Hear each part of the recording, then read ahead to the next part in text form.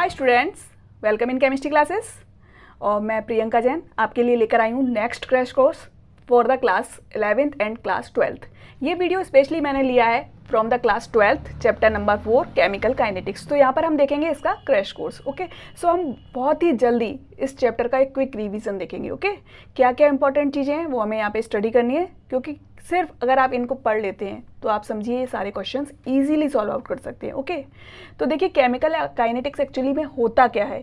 ये एक physical chemistry का एक इम्पॉर्टेंट टॉपिक है। एक्चुअली क्या है, ये एक ब्रांच है केमिस्ट्री की जहाँ पर हम किसी भी रिएक्शन के रेट की स्टडी करते हैं। जब हमने बहुत सारी रिएक्शंस देखी हैं, केमिकल रिएक्शंस होती हैं, उनकी रेट की स्टडी एक्सपेरिमेंटली की जाती है। उससे ये पता चलता है कि उनकी मैकेनिज्म क्या है, और एक और इम्पॉर्टेंट चीज़ कि कौन कौन से फैक्टर्स हैं जो कि रेट को प्रभावित कर रहे हैं, किन फैक्टर से रेट कम हो रहा है और किन से रेट ज़्यादा हो रहा है। ये सारी चीज़ें केमिकल काइनेटिक्स में स्टडी करी जाती हैं। ओके, तो बेसिकली रिएक्शंस जो होती हैं तीन तरह की हो सकती हैं। एक होती हैं वेरी फास्ट रिएक्शंस। जो वेरी फास्ट रिएक्शंस होती हैं उन्हें हम क्या कह सकते हैं, इंस्टेंटेनियस रिएक्शंस। एक्चुअली में ये बहुत ही जल्दी हो जाती हैं, यानी कि 10⁻⁻14 से 10⁻⁻16 सेकेंड्स में ये कंप्लीट हो जाती हैं।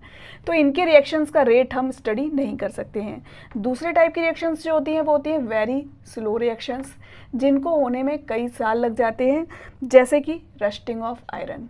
तो इनका रेट भी यहाँ पर हम स्टडी नहीं करते हैं। तीसरे टाइप की रिएक्शंस जो कि केमिकल काइनेटिक्स में स्टडी करी जाती हैं, वो कौन सी होती हैं, मॉडरेट रिएक्शंस। मॉडरेट या मीडियम रिएक्शंस, इट मीन्स इनका जो रेट होता है वो इन दोनों रिएक्शंस के बीच में होता है, कुछ सेकेंड्स, कुछ मिनट्स या कुछ आवर्स। ओके, तो इनका रेट जो है एक्सपेरिमेंटली स्टडी किया जा सकता है, हम इनका रेट मेज़र कर सकते हैं। जैसे कि एक एग्जांपल ले लीजिए, मान लीजिए सबसे इंपॉर्टेंट एग्जांपल जो आपको बेसिकली 12th की क्वेश्चन बुक्स में दिखने को मिल जाएगा, 2N25 is changing to 4NO2 plus O2। Okay, ये रिएक्शन आपको बहुत जगह देखने को मिलेगी। ठीक है, तो ये क्या है, इस रिएक्शन का रेट हम स्टडी कर सकते हैं क्योंकि ये मॉडरेट रिएक्शन है। ओके, तो अब आते हैं हम अपनी मेन बात पे, वो क्या है, rate of the reaction. Okay, तो रेट ऑफ द रिएक्शन क्या होता है।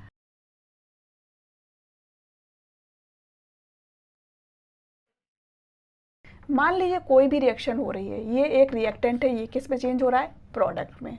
ए रिएक्टेंट है, ये प्रोडक्ट बी में चेंज हो रहा है। ओके, तो कितने टाइम में, पर यूनिट टाइम इसकी कंसंट्रेशन इसमें बदल रही है, उसको हम क्या कहते हैं, रेट ऑफ द रिएक्शन। यानी कि रेट जो है, अगर हम उसे जनरल टर्म में लिख सकते हैं तो क्या लिख सकते हैं, change in concentration of reactant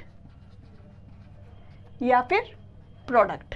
किसी की भी हम कंसंट्रेशन ले सकते हैं, उसमें हमें चेंज देखना है पर यूनिट टाइम, तो हमें इसे किससे डिवाइड करना होगा, टाइम से डिवाइड करना होगा। अगर हम टाइम सेकंड में ले रहे हैं तो पर सेकंड हो जाएगा, अगर हम मिनट्स में ले रहे हैं तो पर मिनट हो जाएगा, और बेसिकली स्टैंडर्ड टाइम जो होता है वो सेकंड में लिया जाता है। ठीक है, चलिए तो मान लीजिए हम इस रिएक्शन को देखते हैं, कोई भी रिएक्टेंट ए प्रोडक्ट बी में चेंज हो रहा है, तो इस रिएक्शन के रेट को हम किस तरह से लिख सकते हैं, या तो हम लिख सकते हैं -dA/dt, right.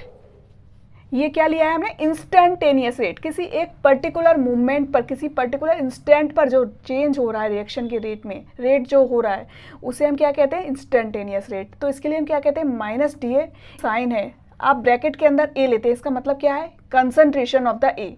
Concentration of A में जो चेंज हो रहा है विद रेस्पेक्ट टू टाइम, इसे हम क्या कहते हैं, रेट। यहाँ पर देखिए माइनस साइन लिया है, माइनस से क्या मतलब है, जो कंसंट्रेशन है ए की वो टाइम के साथ डिक्रीज हो रही है, क्योंकि ए खत्म हो रहा है और बी बन रहा है, तो हम इसे और दूसरी भाषा में क्या लिख सकते हैं, plus d/b/dt।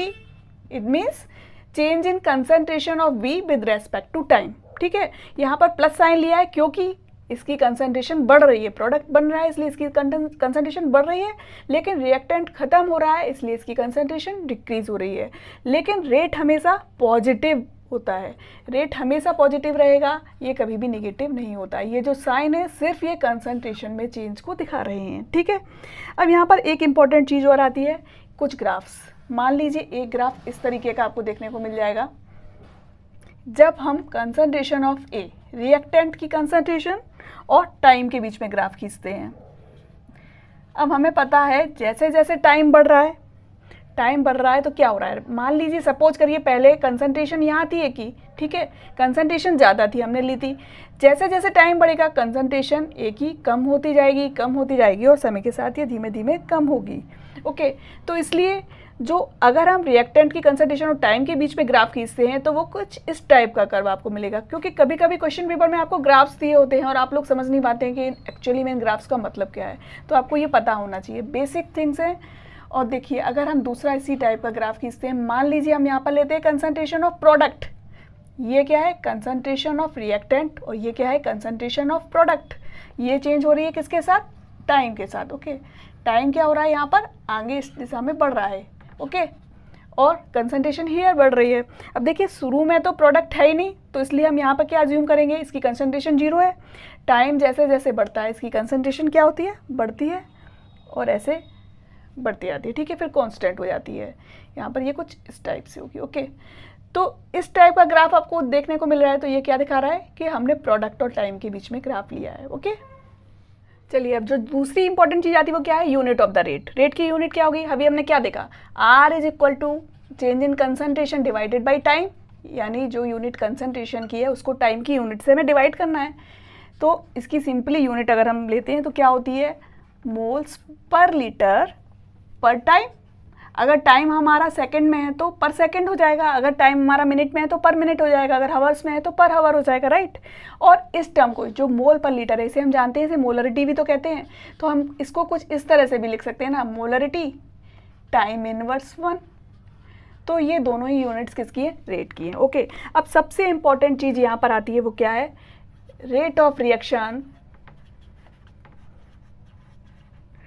In terms of stoichiometry.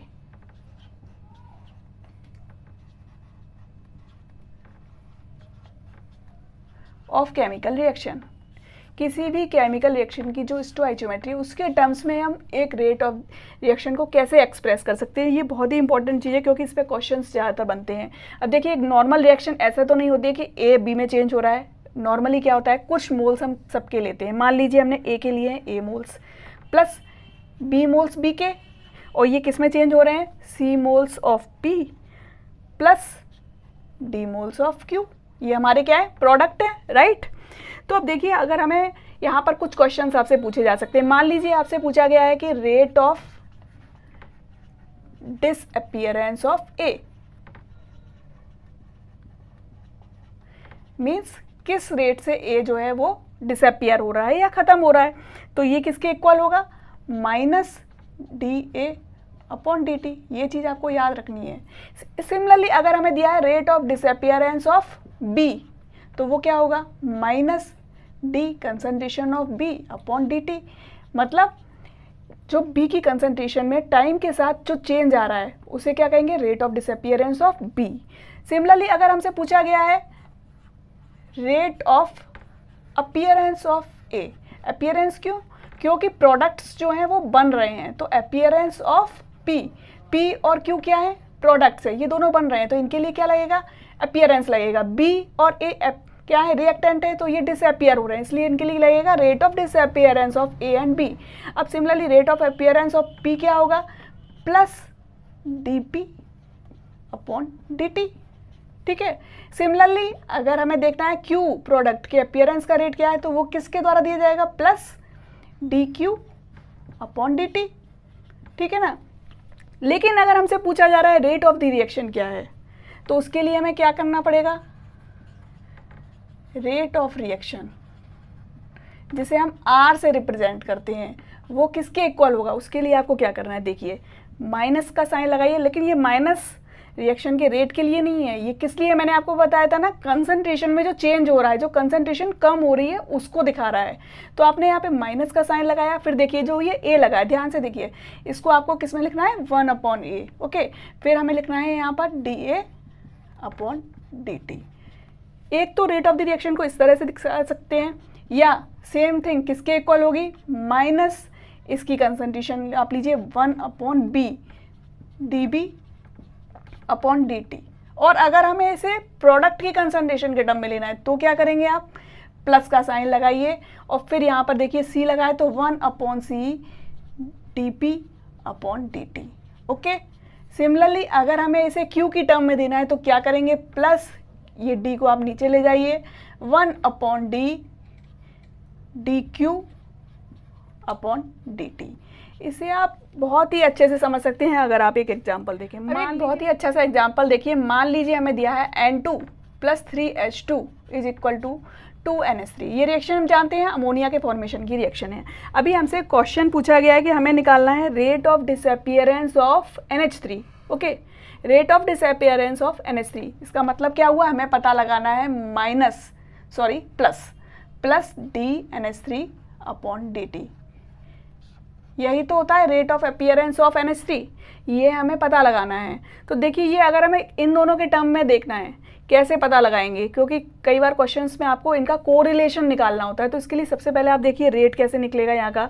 देखिए रेट जो है इस रिएक्शन का वो किसके इक्वल होगा, यहाँ पर समझिए आप ये 1 है तो आपको यहाँ पर कुछ भी नहीं लगाना है, तो क्या होगा minus D concentration of N2 upon D T, इसके ही तो इक्वल होगा। और अगर हम इसी को इसकी टर्म में लिखें तो क्या होगा -1 upon 3 concentration of H2 upon D T, ठीक है ना।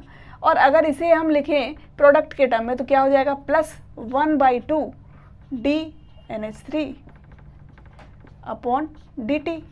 अब हमसे पूछी गई है rate of appearance of NH3 in the terms of the rate of disappearance of H2। तो हम क्या कर सकते हैं, इन दोनों को आप इक्वलाइज कर सकते हैं, ये दोनों इक्वल हैं तो आप क्या कर सकते हैं, सिंपली इस 2 को इधर ले जाइए तो क्या निकल आएगा DNH3 upon dt will be equal to -2/3 DH2 upon dt। ये आंसर होगा। आपको ऑप्शंस दिए होंगे, आप पता लगा सकते हैं, इजीली आप लिख सकते हैं कि इसके बराबर है। और अगर आपको इसके टर्म्स में निकालना है तो आप क्या करेंगे, इसको और इसको इक्वलाइज करिए, 2 यहाँ से कहाँ जाएगा, यहाँ पर आ जाएगा, तो किसके बराबर हो जाएगा -2 DN2 अपॉन dt। तो इस तरीके से आप आंसर निकाल सकते हैं इजीली। इस टाइप के क्वेश्चंस बहुत ज़्यादा पूछे जाते हैं क्वेश्चन पेपर में, तो आपको इस चीज़ को याद रखना है। अब दूसरी इंपॉर्टेंट चीज़ यहाँ पर आती है रेट लॉ एक्सप्रेशन। कोई भी रिएक्शन हमें इस तरह से दी होती है, A moles of A plus B moles of B are forming the product, right. अब इसके लिए हम जानते हैं लॉ ऑफ मास एक्शन से जो रेट होता है वो किसके प्रोपोर्शनल होता है, A की कंसंट्रेशन की पावर A और B की कंसंट्रेशन की पावर B, राइट। और अगर हम यहाँ पर एक कांस्टेंट लगा देते हैं तो ये किसके बराबर होगा, A to power A B to power B। पर एक्चुअली में एक्सपेरिमेंटली ये पाया गया है कि जो रेट होता है वो इसकी A और B पावर के इक्वल नहीं होता है। एक्चुअली क्या होता है, जो रेट होता है उसका इन दोनों पावर से, इससे और इससे कोई भी रिलेशन नहीं होता है। रेट जो होता है वो इक्वल होता है K A to power X and B to power Y। ये जो X और B पावर्स हैं ये क्या है, एक्सपेरिमेंटली ही फाइंड आउट की जा सकती हैं। और जितने भी रिएक्टेंट्स हैं उनकी जितनी भी पावर है X प्लस Y प्लस और जो भी कुछ है उस सब को हम क्या कहते हैं, ऑर्डर ऑफ द रिएक्शन कहते हैं, ठीक है। ये N क्या है यहाँ पर, ऑर्डर ऑफ द रिएक्शन है, क्योंकि ये बताता है हमें कि कंसंट्रेशन की किस किस पावर के रेट प्रोपोर्शनल है, ओके। और यहाँ पर हमें जो आपके 12th के कोर्स में आपको 0 ऑर्डर की और फर्स्ट ऑर्डर की रिएक्शंस की काइनेटिक्स ही ओनली स्टडी करनी है, तो मैं आपको 0 और फर्स्ट ऑर्डर के बारे में बताऊंगी, ठीक है। अब जो दूसरी बात आती है, ये K क्या है, K को कहते हैं हम रेट कॉन्स्टेंट।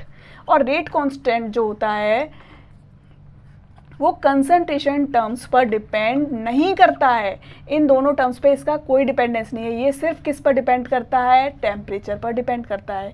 टेम्परेचर बढ़ता है तो रेट कांस्टेंट की वैल्यू भी बढ़ जाती है। दूसरी इंपॉर्टेंट थिंग, अगर रेट कांस्टेंट हाई है तो इसका मतलब क्या है, higher the value of K then it means that the reaction is doing very fast.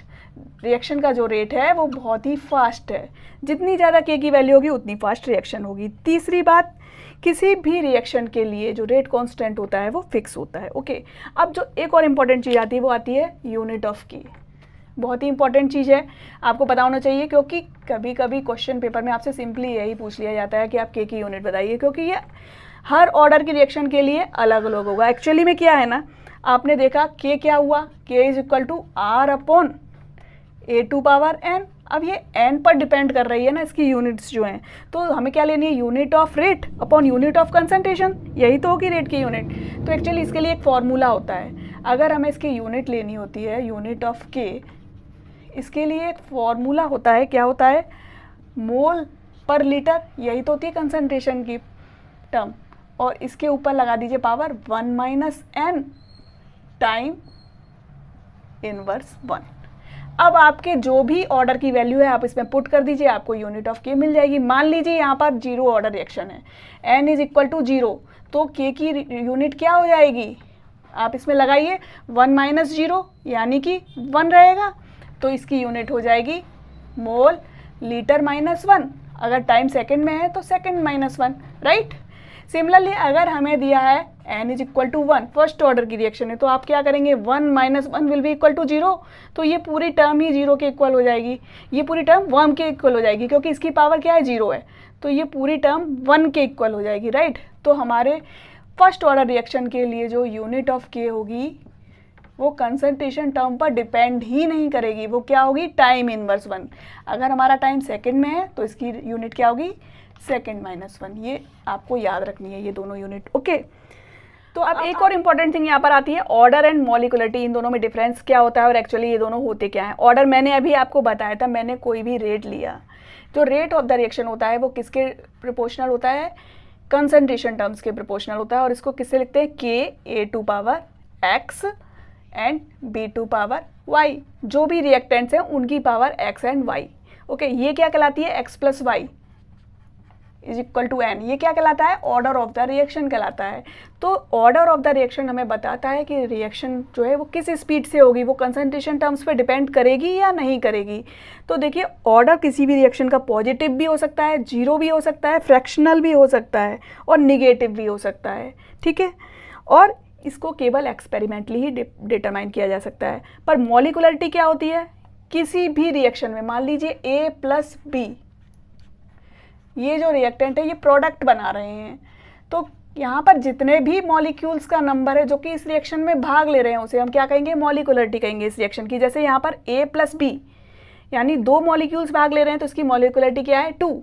लेकिन ये ज़रूरी नहीं है कि इस रिएक्शन का ऑर्डर 2 ही होगा, क्योंकि ऐसा हो सकता है कि ये जो रिएक्टेंट है इसकी कंसंट्रेशन रेट को प्रभावित ही ना करे, तो इसका ऑर्डर 1 भी हो सकता है। जैसे कि आपको एक एग्जांपल बताती हूँ, मैंने अभी जो आपको बताया था 2N2O5, ये किस में चेंज हो रहा है, 4NO2 में चेंज हो रहा है प्लस O2 में चेंज हो रहा है, ठीक है ना। अब आपको यहाँ पर क्या दिख रहा है, 2N2O5 के मॉलिक्यूल्स रिएक्शन में भाग ले रहे हैं तो इसकी मॉलिक्युलरिटी तो 2 है, लेकिन जब हम इस रिएक्शन की मैकेनिज्म देखते हैं, अभी मैकेनिज्म आपके कोर्स में इतनी ज़्यादा नहीं है, डिटेल्ड वीडियोस चाहिए तो मैं आपको उसमें सारी मैकेनिज्म भी बताऊंगी, आप बताइएगा मुझे। अगर आपको डिटेल्ड वीडियोस चाहिए, न्यूमेरिकल्स चाहिए तो प्लीज़ कमेंट करिएगा, मैं वो वीडियोस भी आपको प्रोवाइड करूंगी। लेकिन अभी आप देख रहे हैं क्रश कोर्स, तो मैं आप लोगों को मैकेनिज्म नहीं बता रही हूँ। तो यहाँ पर अगर आप इसकी मैकेनिज्म देखते हैं तो आपको पता चलेगा, जो स्लो स्टेप है, एक्चुअली होता क्या है, कई स्टेप्स में रिएक्शन प्रोसीड करती है और उसमें से जो सबसे स्लो स्टेप होती है वो रेट डिटरमाइनिंग स्टेप होती है, उसी पर रिएक्शन का रेट डिपेंड करता है। तो इन स्लो स्टेप केवल एक N2O5 का मॉलिक्यूल ही रिएक्शन में भाग ले रहा है, इसलिए इस रिएक्शन का ऑर्डर क्या है, 1 है। ये फर्स्ट ऑर्डर की रिएक्शन है, लेकिन इसकी मॉलिक्युलरिटी क्या है, 2 है, ओके। तो ये डिफरेंस होता है ऑर्डर एंड मॉलिक्युलरिटी में।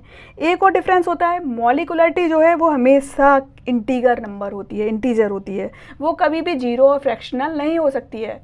ऑर्डर किसी भी रिएक्शन का 0 भी हो सकता है, पॉजिटिव भी हो सकता है, निगेटिव भी हो सकता है और फ्रैक्शनल भी हो सकता है, लेकिन मॉलिक्युलरिटी हमेशा एक इंटीजर नंबर होती है, यानी कि ये सिर्फ 0, 1, 2, 3 इस तरीके से हो सकती है, ओके। तो अब मॉलिक्युलरिटी के आधार पर भी रिएक्शंस कुछ टाइप की हो सकती हैं, जैसे यूनिमॉलिक्युलर रिएक्शन। यूनिमॉलिक्युलर मतलब केवल एक ही रिएक्टेंट मॉलिक्यूल रिएक्शन में भाग ले रहा है, जैसे N2O4 की हम चेंज कर रहे हैं अगर इसको, तो ये क्या बना रहा है, 2NO2, ये गैसियस फॉर्म में, तो यहाँ पर आपको G लगाना पड़ेगा, ओके। दूसरे टाइप की रिएक्शंस जो हो सकती है वो क्या हो सकती है, bimolecular. Bimolecular means 2 reactant molecules भाग ले रहे हैं, जैसे 2HI is converting to H2 plus I2। Okay, similarly termolecular reaction या ट्राई मॉलिकुलर रिएक्शन, जब 3 मॉलिक्यूल्स भाग ले रहे हैं तो उस रिएक्शन को हम क्या कहते हैं, टर मॉलिकुलर रिएक्शन या ट्राई मॉलिकुलर रिएक्शन। जैसे कि एक इसका एग्जांपल देखिए, 2NO2 plus O2, these all are in gaseous forms. Okay, ये गैसियस फॉर्म्स में है तो आपको इनके साथ Gv लगाना चाहिए। ओके, तो ये क्या बना रहे हैं, 2NO प्लस O2, 2NO2 बना रहे हैं। ओके, ये all are in gaseous form, right. So please put here the G। Okay, चलिए अब आते हैं इंटीग्रेटेड रेट लॉस पे। सबसे पहले हम जो देखेंगे रेट लॉ, वो देखेंगे जीरो ऑर्डर रिएक्शन के लिए। जीरो ऑर्डर रिएक्शन में जैसा कि मैंने आपको बताया था, जो रेट होता है वो किसके प्रोपोर्शनल होता है, रिएक्टेंट की पावर 0 के। यानी कि हम ये कह सकते हैं कि जो रेट है वो रिएक्टेंट्स की कंसंट्रेशन पर डिपेंड ही नहीं कर रहा है। 0 पावर का मीन्स क्या है, ये वैल्यू 1 हो गई ना, तो इसलिए रेट जो है वो रेट कांस्टेंट के बराबर होता है। जो इस रिएक्शन का रेट होता है वो रेट कांस्टेंट के बराबर होता है, ये कंसंट्रेशन टर्म्स पर डिपेंड ही नहीं करता है, इसलिए इसे जीरो ऑर्डर रिएक्शन कहते हैं। और इसके कुछ एग्जाम्पल सबसे पहले देख लीजिए। तो जो जितनी भी फोटोकेमिकल रिएक्शंस होती हैं, यानी कि जो भी रिएक्शंस लाइट की प्रेजेंस में होती हैं, वो सारी रिएक्शंस जीरो ऑर्डर की रिएक्शंस होती हैं। जैसे कि एक इम्पॉर्टेंट एग्जांपल है H2 प्लस I2, ये किस में बदल रहे हैं, HCl में। क्यों ये जीरो ऑर्डर रिएक्शन है, क्योंकि एक्चुअली में इन रिएक्शंस का जो रेट होता है वो लाइट के क्वांटास पर डिपेंड करता है। ओके, चलिए दूसरे टाइप की एक और एग्जांपल इसका अगर हम लेते हैं, तो 2NH3 प्लेटिनम की प्रेजेंस में हीटेड करे जा रहे हैं, तो ये क्या बना रहे हैं, N2 प्लस थ्रू H2। ये रिएक्शन भी जीरो ऑर्डर रिएक्शन है। तो चलिए आ जाते हैं इसके रेट लॉ पे। समझिए, मान लीजिए कोई भी एक रिएक्टेंट है A, ये प्रोडक्ट में चेंज हो रहा है। तो कुछ समय पहले जब शुरुआत में हम इसे ले रहे हैं तो इसकी कंसंट्रेशन क्या होगी, A0 होगी। ओके, यहाँ पर प्रोडक्ट का अमाउंट 0 होगा। कुछ समय बाद इस प्रोडक्ट की कुछ मात्रा बन जाएगी और इसका कुछ अमाउंट कम हो जाएगा, तो इसकी मात्रा कितनी रह जाएगी, AT। ओके, ये कितने टाइम में हो रहा है, T सेकेंड्स में हो रहा है। ओके, तो इसके लिए जो हम रेट देंगे -dA/dt, ये किसके बराबर होगा, K A2 पावर 0, यानी कि K के बराबर होगा। Okay, A2 power 0। तो अगर हम इसके लिए इंटीग्रेटेड रेट लॉ को सॉल्व करते हैं, पूरा एक डेरिवेशन होता है जो कि मैं यहाँ पे नहीं लिखने जा रही हूँ क्योंकि वो इतना इंपॉर्टेंट नहीं है। एक्चुअली अगर आपको न्यूमेरिकल सॉल्व करने, फिजिकल केमिस्ट्री से न्यूमेरिकल्स ही पूछे जाते हैं, तो उसके लिए आपको कुछ फार्मूलाज आने चाहिए। अगर आप इसका इंटीग्रेटेड रेट लॉ निकालेंगे तो आपको एक फार्मूला मिलेगा। वो फार्मूला क्या है, AT is equal to A0 minus KT। Okay, इससे आप, अगर आपको कुछ भी इसमें से दिया है और दूसरी टर्म नहीं दी है तो वो आप निकाल सकते हैं। ओके, अगर इसको आप कंपैरिजन करते हैं y is equal to mx plus c से, तो आपको क्या मिलता है, यहाँ पर आप एक ग्राफ खींचते हैं y और x के बीच में। तो आपने ग्राफ खींचा किसके बीच में, a की concentration at time t and time के बीच में। यहाँ पर टाइम बढ़ रहा है और यहाँ पर कंसंट्रेशन बढ़ रही है, तो आपको एक ग्राफ मिलेगा कुछ इस टाइप से। और इसका जो स्लोप होगा, स्लोप आपको पता है कैसे निकालते हैं, ये जो वैल्यू है m की वैल्यू ये स्लोप देती है, यानी कि इसका स्लोप जो होगा वो -k के बराबर होगा। हमें निगेटिव स्लोप मिल रहा है तो इससे हमें -k की वैल्यू प्राप्त हो सकती है और हम इससे k की वैल्यू निकाल सकते हैं। दूसरा इंपॉर्टेंट फार्मूला यहाँ पर जो बनता है, इसी को आप फिर से सॉल्व करिए तो आपको क्या मिलेगा, यहाँ पर AT minus A0 upon T, ठीक है ना। इससे आप फिर से निकाल सकते हैं रेट कांस्टेंट की वैल्यू, या आपको जो भी कंसंट्रेशन टर्म नहीं दी है आप उसको निकाल सकते हैं, ठीक है। अगर हम इस दोनों का जो डिफरेंस है AT माइनस A0, इसे क्या कहेंगे, x, जो अमाउंट प्रोडक्ट का x टाइम में बना, ठीक है ना, x अपॉन t, इससे भी आप निकाल सकते हैं। तो यहाँ पर एक और इम्पॉर्टेंट फार्मूला बनता है x is equal to KT। तो ये तो हो गए कुछ फार्मूलाज जिनकी आपको बहुत ज़्यादा ज़रूरत पड़ने वाली है। यहाँ पर इन फार्मूलाज को आपको याद रखना चाहिए, ठीक है ना। ये हो गए यहाँ पर फार्मूलाज। तो इनसे आपको एक बात क्लियर हो गई कि जो रेट कांस्टेंट होता है जीरो ऑर्डर रिएक्शन के लिए, वो किसके बराबर होगा, AT minus A0 upon T के बराबर होगा। ओके, और rate of reaction concentration term पर डिपेंड नहीं करेगा। अब आती है यूनिट इसकी। तो यूनिट क्या होती है, मैंने अभी आपको बताई थी इसके रेट कांस्टेंट की।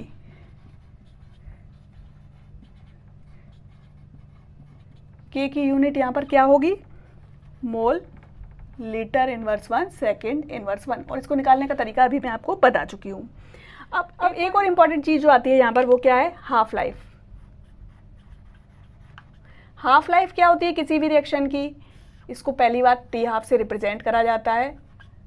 और हाफ लाइफ किसी भी रिएक्शन के लिए वो टाइम है जिसमें उसकी कंसंट्रेशन जो हमें इनिशियल कंसंट्रेशन दी है उसकी आधी रह जाती है। It means half life is the time in which the concentration of reaction remains half of its initial value. Okay, तो हर ऑर्डर की रिएक्शन के लिए टी हाफ अलग अलग होता है। अगर हम बात करें जीरो ऑर्डर रिएक्शन के लिए, इसकी वैल्यू क्या होती है, concentration A not upon 2K।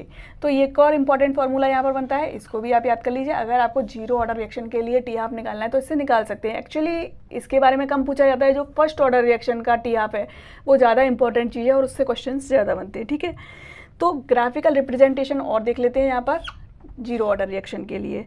अगर हम यहाँ पर रेट लेते हैं, वाई एक्सिस पर हमने लिया रेट और कंसंट्रेशन ली एक्स एक्सिस पर, तो क्या होगा आप बता सकते हैं। अब आपको पता होना चाहिए कि रेट जो है वो कंसंट्रेशन पर डिपेंड ही नहीं कर रहा है, यानी कि रेट जो है वो इस तरीके से हमें एक हॉरिजॉन्टल लाइन मिलेगी। क्यों? क्योंकि रेट हमेशा कांस्टेंट रहेगा, वो कंसंट्रेशन टर्म पर डिपेंड ही नहीं करेगा।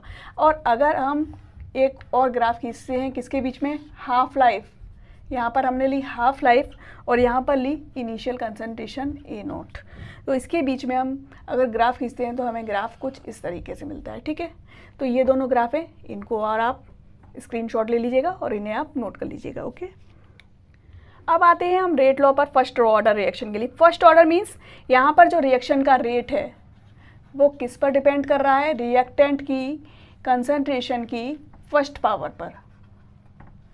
ओके, ये चीज़ें जो आपको याद रखनी है। अब सबसे पहले देखते हैं एग्जाम्पल्स फर्स्ट ऑर्डर रिएक्शन के, जो जितनी भी रेडियो एक्टिव डिके रिएक्शंस हैं।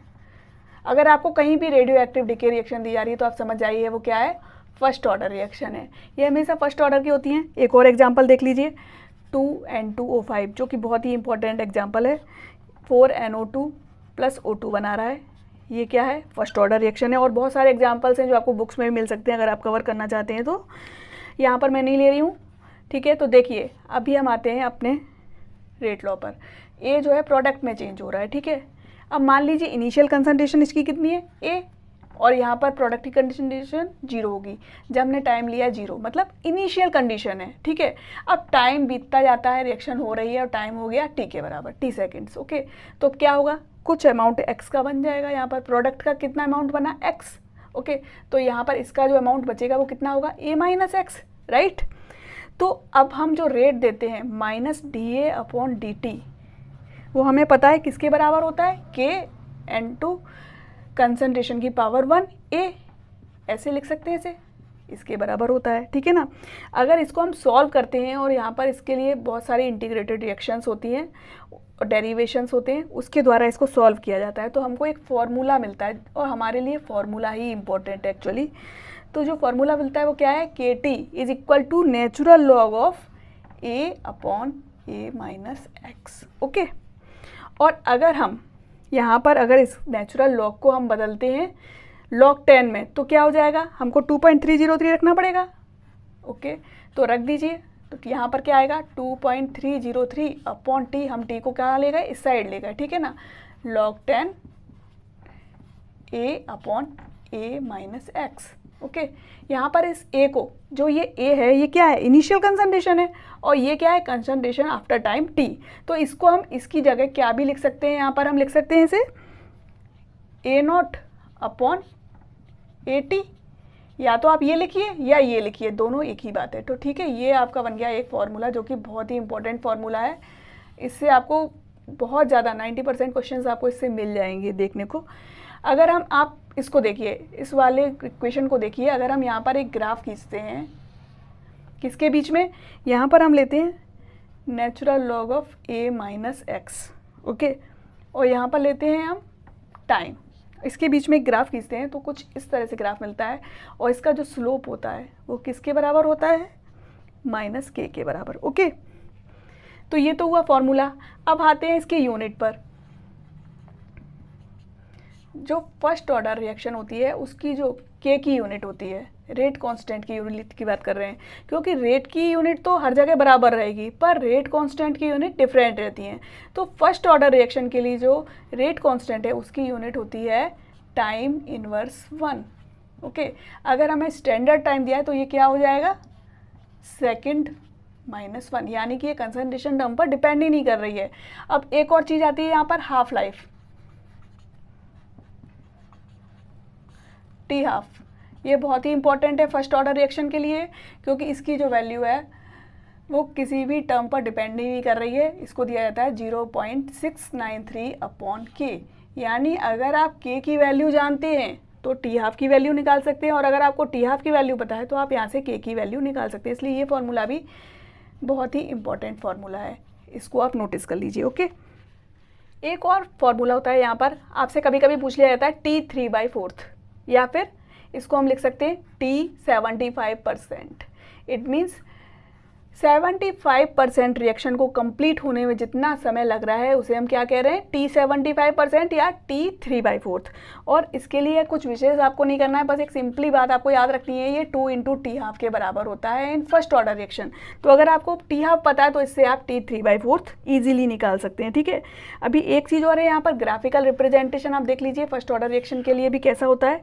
अगर आपने रेट लिया है, क्योंकि यहाँ पर देखिए केमिकल काइनेटिक्स में जो ग्राफ्स हैं वो भी बहुत इंपॉर्टेंट होते हैं, इसलिए आपको पता होना चाहिए। अगर आप सिंपली ग्राफ्स जानते हैं तो आप इजीली 2 to 4 मार्क्स कवर कर सकते हैं।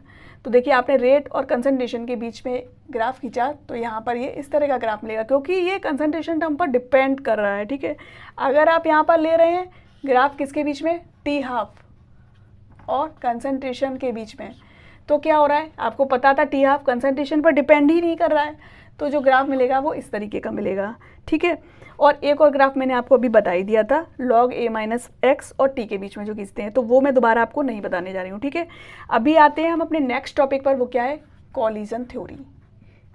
बहुत थोड़ा सा आपको पढ़ना है, 12th में इसके बारे में आपको ज़्यादा नहीं जानना है, तो इसलिए कुछ बेसिक थिंग्स जो है आपको पता होनी चाहिए कॉलिजन थ्योरी के बारे में। एक्चुअली क्या है, रिएक्शन कैसे होती है, इसके बारे में कई थ्योरीज दी गई थी, उनमें से एक इम्पॉर्टेंट थ्योरी क्या है, कॉलिजन थ्योरी है।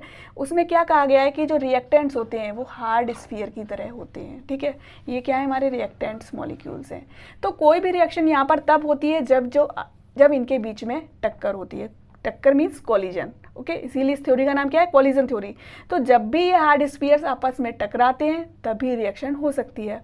तो रिएक्शन किस पर डिपेंड कर रही है, नंबर ऑफ कॉलिजन्स पर। अब यहाँ पर एक टर्म आती है कॉलिजन फ्रीक्वेंसी। ये क्या होती है, इसको हम शो करते हैं ZAB से। देखिए कॉलिजन फ्रीक्वेंसी, इसको शो करेंगे ZAB, मतलब A और B के बीच में जो टक्करें हो रही हैं उनका नंबर पर सेकंड, एक सेकंड में इन दोनों के बीच में जो टक्करें हो रही हैं उनका जो नंबर है उसे हम क्या कहेंगे, कॉलिजन फ्रीक्वेंसी। इसे शो करेंगे ZAB से। ओके, अब सारी टक्करें रिएक्शन के प्रोडक्ट में चेंज हो जाएंगी, ऐसा पॉसिबल नहीं है। क्या और होना चाहिए, कुछ एनर्जी भी तो होनी चाहिए। एक minimum amount of energy in reactant molecules के पास होनी चाहिए, तभी ये रिएक्शन कर सकते हैं। अगर इनके पास वो अमाउंट ऑफ एनर्जी नहीं है तो ये रिएक्शंस पॉसिबल ही नहीं है। तो इन कॉलिजन्स के अलावा ये कॉलिजन्स में से कुछ कॉलिजन्स ही इफेक्टिव होती हैं जिनमें रिएक्टेंट मॉलिक्यूल्स के पास एक प्रॉपर अमाउंट ऑफ एनर्जी होता है, और उन कॉलिजन्स को हम क्या कहते हैं, इफेक्टिव कॉलिजन्स कहते हैं।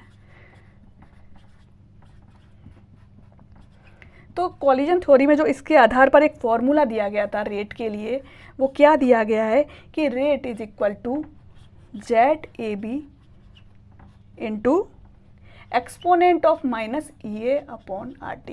यहाँ पर EA क्या है, ये EA जो है वो क्या है, एक्टिवेशन एनर्जी है, यानी वो मिनिमम अमाउंट ऑफ एनर्जी जो कि हमें रिएक्टेंट मॉलिक्यूल्स को देनी पड़ती है, या हमें इन्हें प्रोवाइड करनी पड़ेगी, बाहर से सप्लाई करनी पड़ती है, जिसके आधार पर इनके पास ये एनर्जी होगी तभी रिएक्शन पॉसिबल होगी। ठीक है, और E⁻⁻EA/RT ये क्या दिखाता है, fraction of molecules with energy equal to और ग्रेटर देन एक्टिवेशन एनर्जी, यानी कुल मॉलिक्यूल्स का वो हिस्सा जिनके पास एक्टिवेशन एनर्जी है या इससे ज़्यादा एनर्जी है जो कि प्रोडक्ट में चेंज हो सकते हैं। और ये हमने बताई दिया, ये क्या है, कॉलिजन फ्रीक्वेंसी।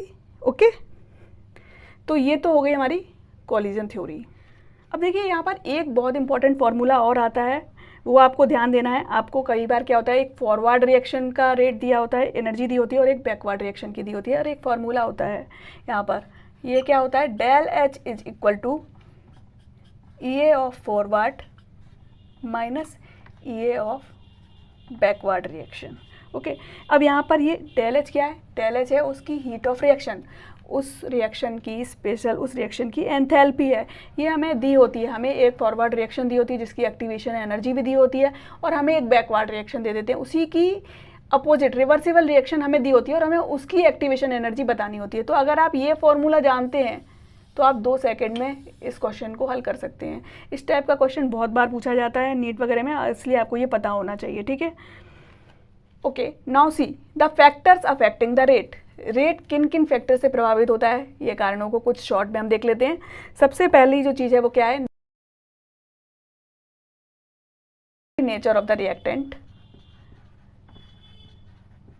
रिएक्टेंट मॉलिक्यूल के नेचर पर निर्भर करता है कि जितना ज़्यादा एरिया हमें मिलेगा रिएक्टेंट का उतनी ज़्यादा रिएक्शन होगी। इसलिए अगर हम सॉलिड्स ले रहे हैं तो सॉलिड से ज़्यादा रेट किसके लिए होगा, लिक्विड के लिए होगा, और लिक्विड से भी ज़्यादा किसके लिए होगा, गैस के लिए होगा। ओके, जितना ज़्यादा सरफेस एरिया होगा, क्योंकि हमें एरिया चाहिए ना रिएक्शन के लिए, उतना ही ज़्यादा रेट होगा, ठीक है। जितनी कम एक्टिवेशन एनर्जी होगी, किसी भी रिएक्शन के होने के लिए जितनी कम अमाउंट ऑफ एनर्जी की आवश्यकता होगी उतना ही रेट ज़्यादा होगा, ठीक है। एक और चीज़, प्रेशर। अगर हम गैसियस रिएक्शंस कर रहे हैं तो उसमें जितनी भी गैसेस हैं उनका प्रेशर जितना ज़्यादा होगा रेट भी उतना ही ज़्यादा होगा, क्योंकि प्रेशर ज़्यादा होगा तो कॉलिजन्स का नंबर भी बढ़ जाएगा, उनके बीच में कॉलिजन्स ज़्यादा होंगी तो प्रोडक्ट ज़्यादा बनेगा, तो रेट बढ़ जाएगा। और सबसे इम्पॉर्टेंट चीज़ जो यहाँ पर आती है वो क्या है, temperature. Okay, temperature dependence of the rate, ये बहुत ही इंपॉर्टेंट चीज़ है। एक्चुअली क्या है, टेम्परेचर से किस पर फ़र्क पड़ रहा है, रेट कांस्टेंट पर फ़र्क पड़ रहा है। मैंने आपको बताया था जो के है वो किस पर डायरेक्टली डिपेंड करता है, टेम्परेचर पर। इसको आप ऐसे बनाइए, K is directly proportional to temperature, और ये कुछ ज़्यादा ही डिपेंड करता है। ये पाया गया है कि अगर हम टेम्परेचर 10 डिग्री बढ़ा देते हैं तो रेट कांस्टेंट की वैल्यू 2 या 3 गुना बढ़ जाती है। इसे हम इस तरीके से शो कर सकते हैं, जो रेट कांस्टेंट के T+10 टेम्परेचर पर है और के टेम्परेचर T पर है, अगर हम इसका रेशियो लें, एक टेम्परेचर T है उस पर जो रेट कांस्टेंट की वैल्यू है और रेट कांस्टेंट की जो वैल्यू T+10 डिग्री टेम्परेचर पर है, उसके बीच में लगभग 2 to 3 टाइम्स का गैप होता है। मतलब रेट कांस्टेंट की वैल्यू डबल या ट्रिपल हो जाती है। तो इस वैल्यू को हम क्या कहते हैं, म्यू कहते हैं। इसे क्या कहते हैं, टेम्परेचर कोफिशिएंट। ये म्यू क्या है, टेम्परेचर कोफिशिएंट है। ओके ओके, अब हम देखने जा रहे हैं एक बहुत ही इंपॉर्टेंट चीज़, क्या है, आर्हेनियस इक्वेशन। टेम्परेचर डिपेंडेंस दिखाने के लिए आर्हेनियस ने एक थ्योरी दी थी जिसे हमने आर्हेनियस थ्योरी कहते हैं, और उसमें ये कहा गया था कि जो रेट है रिएक्शन का वो टेम्परेचर पर डिपेंड करता है और एक्टिवेशन एनर्जी पर डिपेंड करता है। जब मॉलिक्यूल्स को वो एक्टिवेशन एनर्जी या उससे ज़्यादा एनर्जी मिल जाती है तभी कोई रिएक्शन हो पाती है, ये कहा गया था आर्हेनियस थ्योरी में। ओके, अब हम आते हैं आर्हेनियस इक्वेशन पे। इसी के आधार पर आर्हेनियस ने एक इक्वेशन दी थी जिसमें रेट कांस्टेंट और टेम्परेचर के बीच के रिलेशन को दिखाया था। ये इक्वेशन क्या है, K is equal to A exponent of E exponent of minus EA upon RT। इस इक्वेशन को हम क्या कहते हैं, आर्हेनियस इक्वेशन कहते हैं। यहाँ पर A क्या है, A जो है वो क्या है, फ्रीक्वेंसी फैक्टर है, ये फ्रीक्वेंसी फैक्टर है, या फिर इसे हम आर्हेनियस कांस्टेंट भी कहते हैं, या इसे हम प्रो एक्सपोनेंशियल फैक्टर भी कहते हैं। किसी भी नाम से आपको दिया जा सकता है। ये एक्चुअली में एक कांस्टेंट होता है। और EA हम आपको बता ही चुके हैं, EA क्या होती है, एक्टिवेशन एनर्जी होती है, वो मिनिमम अमाउंट ऑफ एनर्जी जो कि किसी भी रिएक्टेंट के पास होनी ही चाहिए जिससे कि रिएक्शन प्रोसीड कर सके। और यहाँ पर जो ये टर्म है e⁻⁻ अपॉन RT, इसे हमने क्या कहा था, fraction of the molecules having energy equal to और greater than the activation energy. Okay, अब आप देखिए यहाँ पर K जो है वो किस पर डिपेंड कर रहा है, टेम्परेचर पर डिपेंड कर रहा है। अगर हम टेम्परेचर को बढ़ाकर इन्फिनिट तक ले जाते हैं तो क्या होता है, जो हमारा रेट कांस्टेंट है वो A के इक्वल हो जाएगा। ओके, चलिए अब यहाँ पर इस इक्वेशन को अगर हम सॉल्व करते हैं, यहाँ पर इसका नेचुरल लॉग लेते हैं तो ये इक्वेशन कैसी हो जाती है, ये इक्वेशन हो जाएगी ln A is equal to natural log of A, this is natural log, okay, natural log of A plus natural log of e to power minus E A upon R T. पर actually में इसे ऐसे लिखने की ज़रूरत ही नहीं होती है। ये आपने जो दो टर्म्स लगाई ये क्या है, एक ही है ना, तो हम इसको ऐसे नहीं लिखते हैं। एक्चुअली में हम क्या करते हैं, इसको हम जब हमने इसका नेचुरल लॉग लिया तो ये क्या हो जाएगा, minus E A upon R T. Okay, अब इसको हम बदलेंगे किस में, log 10 में। तो क्या लगाएंगे हम यहाँ पर, 2.303 log 10 K is equal to 2.303 log 10 A minus E A upon R T. Okay, तो यहाँ से आपको एक बहुत ही बढ़िया फॉर्मूला मिलता है, वो क्या है, log 10 K is equal to log 10 A minus E A upon 2.303 R T. अब आप यहाँ पर देखिए, इसकी तुलना फिर आप कर सकते हैं y is equal to M X plus C से, इसकी तुलना की जा सकती है। तो अगर हम एक ग्राफ खींचते हैं किसके बीच में, y और x के बीच में, y क्या है हमारा log ऑफ k, ठीक है ना, इसके बीच में, और यहाँ पर आप देखिए x क्या है आपका, x आपका है 1/t। हमें वेरिएंट देखना है, क्या चीज़ वेराई कर रही है, यार तो कांस्टेंट है वो वेराई नहीं करेगा, टेम्परेचर ही वेराई करेगा ना। तो इसके बीच में हमने लिया, और ये क्या वैल्यू है, ये वैल्यू जो है हमारी वो m के इक्वल है। तो इससे हमें क्या मिलेगा, एक स्लोप मिलेगा, एक निगेटिव स्लोप मिल रहा है, जिसकी वैल्यू किसके बराबर होगी, minus E A upon 2.303 R के बराबर। तो इससे हम एक्टिवेशन एनर्जी निकाल सकते हैं। एक तरीका ये होता है, और दूसरा तरीका क्या होता है, कभी कभी क्या होता है, हमें दो अलग अलग टेम्परेचर पर लेट कांस्टेंट की वैल्यूज़ दी होती हैं, तो उससे हमें क्या करना होता है, हमें एक्टिवेशन एनर्जी की वैल्यू निकालनी होती है। तो इसके लिए एक और फार्मूला यहाँ पर होता है, इसी को आप सॉल्व करेंगे तो क्या होता है, आपको नए नए फार्मूलेस मिलते जाते हैं। तो यहाँ पर एक नया फार्मूला मिलता है, क्या है, log of k2 upon k1 will be equal to E A upon 2.303 R T2 minus T1 upon T1 T2। अब आपके पास क्वेश्चन आएगा कि आपको दो अलग अलग टेम्परेचर दिए हैं, आपको उन पर रेट कांस्टेंट की वैल्यूज़ भी दी हुई हैं। तो आपको यहाँ पर सिंपली क्या करना है, इन वैल्यूज़ को पुट करना है, और उसके बाद लॉग हटाना है, और फिर एक्टिवेशन एनर्जी की वैल्यू निकालनी है। मैं क्वेश्चन आपको करा सकती हूँ, मैं बाद में कराऊंगी, अभी एक क्रश कोर्स है इसलिए यहाँ पर क्वेश्चन करना पॉसिबल नहीं है, क्योंकि काफ़ी लेंथी क्वेश्चन हो जाएगा और वीडियो बहुत बड़ा हो जाएगा।